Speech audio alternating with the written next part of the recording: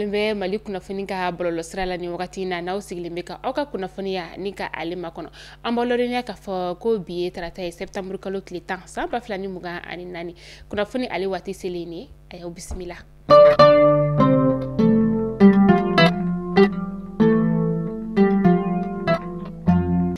Jamana ɲɛma n'o ye kolonɛla Asimi Goita ye ale kun talen don Chinois ka jamana o kɔnɔna la a nana tuma min na sa a kɔni ye ɲɛfɔli kɛ maliyɛndenw ye k'a yira k'a fɔ ko Chinois kɔni ye musaka ni ka o di an ka jamana ma walasa jamana bɛ se ka i yɛrɛ dɛmɛ n'a ye cogoya min na musaka fɔlɔ o bɛ tali kɛ sefawari miliyari 22 la ko miliyari 22 o kɔni bɛna kɛ ka dɛmɛ don maa minnu bɛ yen nɔ ni ji kɔni walankatara ka se olu ma n'a kɛra sababu ye ka gɛlɛyaba lase o ma o wari bɛna di olu ma ni ka se ka gɛlɛya bɔ olu sefawari miliyari 25 fɛnɛ o y'o fɛnɛ di an ka jamana ma o sefawari miliyari 25 o bɛna kɛ sababu ye ka se ka wasabulonso ni ka o jɔ ani ka tila tuguni maa minnu bɛ yen nɔ ni jabɛti bana bɛ olu la ka tila ka so jɔ ka di olu fɛnɛ ma.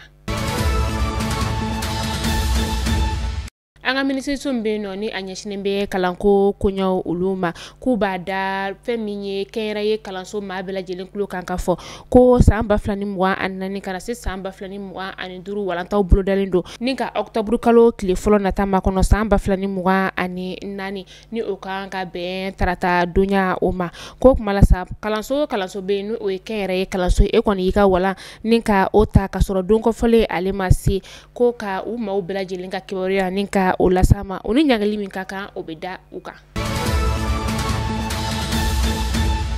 Jamana ka lakana n'a ka basigi an ka jamana marabagaw olu hakilina ko ye kosɛbɛ o de hukumu kɔnɔna la kabi san 2020 wagati an ka jamana marabagaw kɔni bɛ ka fintigila ka denmisɛnw ni ka olu ta walasa ka se ka lakana tɔ ni ka o sinsin cogoya min na o de hukumu kɔnɔna la utu kalo tile 30 tɛmɛnen san 2024 an ka minisiri bɛ yen nɔ ni ale ɲɛsinen bɛ lakana koɲɛw olu ma ale ye sɛbɛnfura ni ka o bila k'a yira k'a fɔ ko fɛn min ye polisi ye u bɛna sifinaka maa ba kelen ni ka o ta sapeur pompier n'o ye protection civile ye u bɛ na sifinaka maa 500 ni ka olu ta walasa ka se ka lakana tɔ ni ka o sinsin.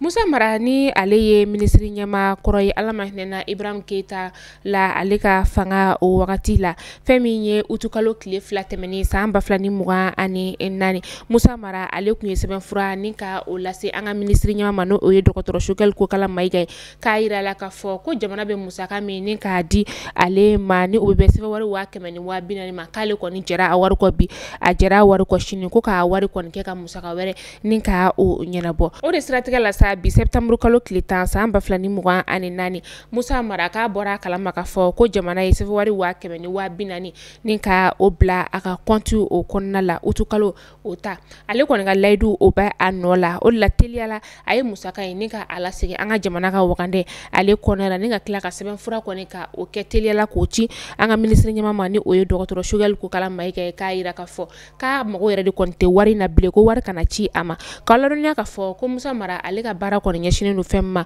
o de ye wariko ɲɛnabɔ ni o ye expert comptable ye ani tuguni parti politique maaba dɔ fɛnɛ kɔni don ni a ye minisiriya kɔni kɛ avril kalo tile 5 san 2014 Ala ma hinɛna Ibrahim Boubacar Keita ale ka wagati o la fɛn min ye Umar Tatamli ye ale kɔni bɔlen fanga la wagati min na a ye o nɔ labila. An ka wajulikɛla sifin dɔ ni ale bɛ wele ko Imam Banjugu ale kɔni ye kuma dɔw ta ni ka ɲɛsin an ka fintigilaka musomanw olu ma fo ka taa se kunnafonidila musomanw ka taga se bololancila musomanw olu fɛnɛ kɔni ma min n'a ye kuma in fɔ bɔlɔlɔ sira kan hali n'a sɔrɔ kunu kɔni a bɔra ni ka yafadeli kɛ an ka fintigilakaw ye wele las'a ma kunu a ka so. Septembre kalo tile 4 san 2023 kana se septembre kalo tile 4 san 2024 ni y'a san kelen de ye min ni mouvement yɛrɛwolo debout sur les remparts cɛba dɔ ni o ye Adama Jarani bɛɛ ko ale ma ko Belle le cerveau ale kɔni bɛ kaso la ni wagati in na mouvement maaw kɔni ye kunnafonidilaw ni ka olu wele dɔgɔkun tɛmɛnen na ka se ka ɲɛfɔli kɛ ka damakasi kɛ ka ɲɛsin an ka jamana marabagaw yɔrɔ la k'u k'a lajɛ ni ka Ben Jara le cerveau ka ale kɔni bila ani parti politique maa minnu fɛnɛ kɔni minɛnen don ko ka u labila. septembre kalo tile 7 tɛmɛnen san 2023 an ka batonba min bɛ yen nɔ ni ale bɛ wele ko Tombouctou min n'a bɛ kɔrɔnyan fanfɛla la a bɛ taa yen ka taa an ka jamana cɛmancɛ bolo yan fanfɛla o la o kɔni karɔgɛlɛn diinɛ tigilamɔgɔw kɔni ye bato in kɔni ni ka bingani wale ta k'a sɛgɛrɛ a kɛra Sonkorohoye ni Guru Mara Rousse ni ɲɔgɔn cɛ kilomɛtiri 30 o bɔɲɔgɔnko de Tombouctoukaw olu fɛ yen nɔ bingani wale kɔni taara ka bato in kɔni sɛgɛrɛ wagati min na a kɛra tiɲɛniba de ye jamana ale kɔnɔna la min ni maa caman de kɔni bɔnɛna ani na an ka jamana marabagaw ka fɔla ka tila ka bololaminɛn caman ni ka olu fɛnɛ tiɲɛ. Muso dɔ n'ale si bɛ t'i jɔ san 24 na a n'a denmuso si bɛ t'i jɔ san 4 na sibiri tɛmɛnen sanpɛrɛn de kɔni jiginna u ka buguda o la buguda min na wele ko Kankun o kɔni a kɛra Bafula bɛ o lamini na serew y'a yira k'a fɔ ko muso in kɔni ale tun bɛ tobili de la a ka bugu o kɔnɔna la o wagati de la sa sanpɛrɛn kɔni jiginna u kan ka tasuma kɔni ni ka a mɛnɛ bugu la o yɔrɔnin bɛɛ lajɛlen na muso in n'a den kɔni olu tanyana ka sɔrɔ hali u ma se lapitaniso o la ni o ye bakuru fata lapitaniso ye k'aw ladɔnniya k'a fɔ ko ni muso 2 ka saya kɔni o bɛ sanpɛrɛn saya kɔni ni ka a kɛ 6 ye maa minnu kɔni ni tora la Bafula bɛ ale ni Osibi Janya.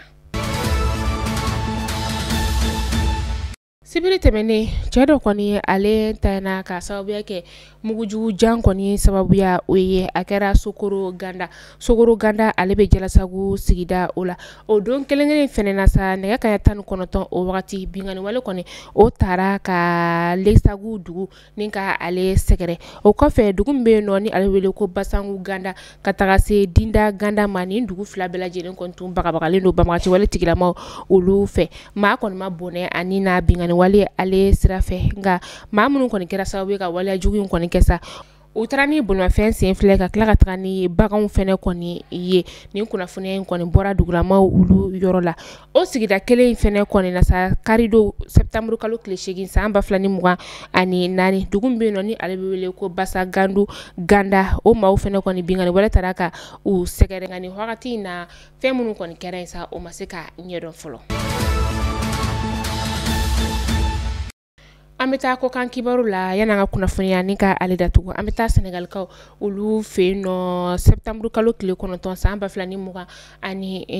fɛn min ye tunkarankew ye kɔni sa minnu kɔni tun bɛ ka taa dugumasira o fɛ ni o ye jinkana ye maa 100 ni maa 50 de kɔni tun bɛ kulun o kɔnɔna la ni kulun kɔni dafirila ni o ye Mburu dugu o la Mburu ni Dakar ni ɲɔgɔn cɛ kilomɛtiri 100 o bɔɲɔgɔnko de don maa minnu kɔni tora ji na sa halisa maaw kɔni olu bɛ ka ɲini. Guinée Bissau polisiw ye tɛgɛ da ɲɛnaminifɛn tɔni 3 o de ka ni o ye cocaïne o ye u kɔni ye tɛgɛ da kan fɛn min kɔnɔ sa o de ye jet privé ni o ye kɛra ye pangurun kɔni ye min ni a tun bɛ ka bɔ Venezuelakaw olu ka jamana o kɔnɔna la maa min tun bɛ a kɔnɔna sa a bɛ maa 5 bɔɲɔgɔnko bɔ u bɛɛ suguya ye latino américain olu de ye ɲinan san kɔnɔna la sa ni ɲɛnaminifɛn in kɔni ale cayara ni a bɛɛ ye. An bɛ taa Nigeria jamana o kɔnɔna la camion citerne dɔ min ni ale kun falen don taji la kosɛbɛ ani bolimafɛn belebele dɔ kɔni ye ɲɔgɔn ni ka o kunbɛn o ye kelen ka ɲɔgɔn kunbɛn wagati min na sa camion citerne in kɔni ale kɔni pɛrɛnna de ni tasuma kɔni donna la n'a kɛra sababu ye ka maa 50 bɔɲɔgɔnko ka olu kɔni bɔnɛ u ni na ani bolimafɛn min kɔni sera ɲɔgɔn ma sa o bolimafɛn in kɔni dun fɛnɛ falen don bagan olu de la ni o ye bagan 50 bɔɲɔgɔnko ye olu bɛɛ lajɛlenna ka ban pewu ni kunnafoniya in kɔni a bɔra Abdoulaye Baba Arab ale yɔrɔ la. Mali kunnafoni jabaranin lajɛbaw aw tulo garisɛgɛ sira ka kɛ nin kunnafoni damana na bi n'a y'a sɔrɔ ni ka da o kelen-kelenna bɛɛ lajɛlen tulo kan n'Ala m'an ka jɔnya jɔna an bɛ ɲɔgɔn sɔrɔ don n'a nataw la kunnafoni kuraw olu kɛnɛ kan.